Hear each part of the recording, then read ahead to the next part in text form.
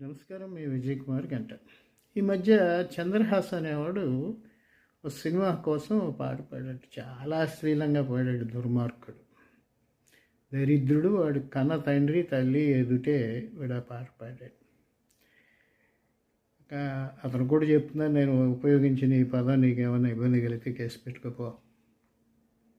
ఎందుకంటే నువ్వు పాడిన పాట అట్లా సమాజానికి ఇబ్బంది కలిగించే రీతిలో ఉంది. పైపించి నువ్వేదో సమర్థించుకునే రీతిలో నీకు ట్యాగ్ ఒకటి పెట్టుకున్నావు. నువ్వు ఎలాంటి వాడివి? నీ పరిస్థితి ఏంటి? మీ నాన్న మెగాస్టార్, బుల్లితెర మెగాస్టార్ పేరుతో ఎన్ని అరాచకాలు చేశాడు, ఎంతమంది టీవీ సీరియల్ యాక్టర్స్ని హరాస్ చేశాడు. ఆ లక్షణాలన్నీ నీలో చూసుకుని మురిసిపోతున్నాడేంటి, ఎదురు కూర్చుని ఏంటి అనిపించింది నాకు. మనం ఇటువంటి చంద్రహాస్ల మీద ఎందుకు కేసులు తీసుకోలేదు, సుమోటోలుగా పెట్టలేదు అనేది ఒక క్వశ్చన్. పోతే ఇంకొక విషయం ఏంటంటే, ఏదో ఈయన పని పెట్టలేనాడు అందరూ అంటున్నారు కాబట్టి ఈ సినిమా పరిశ్రమ దాంట్లో చొరబడేశాడు. నాకు జర్నలిజం కెరియర్ అనేదే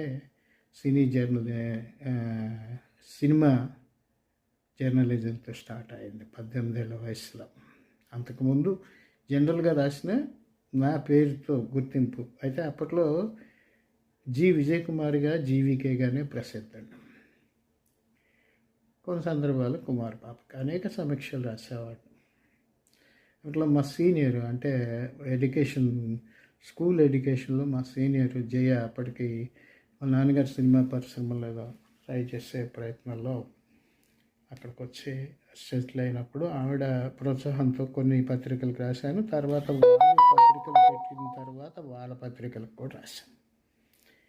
నా వృత్తి జీవితాన్ని, అంటే రిపోర్టింగ్ జీవితాన్ని కొనసాగించుకుంటుంది. అందువల్ల నాకు తెలుసు, ఒకప్పుడు ఈవెంట్స్ అంటే ఇట్లా యాంకర్లు కానీ వాళ్ళు కానీ ఉండేవాళ్ళు కాదు. ఇట్లాంటి చెత్తని ముందుగానే తుంచేసేవాళ్ళు నిర్మాతలు, జాగ్రత్త పడేవాళ్ళు. కానీ ఇప్పుడు ఏదో పబ్లిసిటీ కోసం బూతులు పాడేసేసి సమాజాన్ని అవహేళన చేసే పని. అంటే ఎందుకు చేస్తున్నారంటే, ఇది ఎందుకంటున్నానంటే, సమాజం వీటిని సహిస్తుందిరా బాబు, మాకేం లేదు, మేమేమైనా చెయ్యాలన్న రీతిలో వ్యవహరిస్తున్నా కరెక్ట్ గారు కూడా. నేను అందుకే చాలా ఫంక్షన్స్కి వెళ్ళను. ఎప్పుడైనా దూరదర్శన్లో మొట్టమొదటి చిన్న పాత్రలు వేసిన రోజులు, అది కూడా కంటిన్యూ కాలేదు. మాతో పాటు వేసిన ఒక అమ్మాయి, మలయాళీ అమ్మాయి, ఇప్పుడు పెద్ద యాంకరు. ఆ అమ్మాయి అనకూడదు ఇప్పుడు, ఆవిడ యాంకరింగ్ చూద్దామని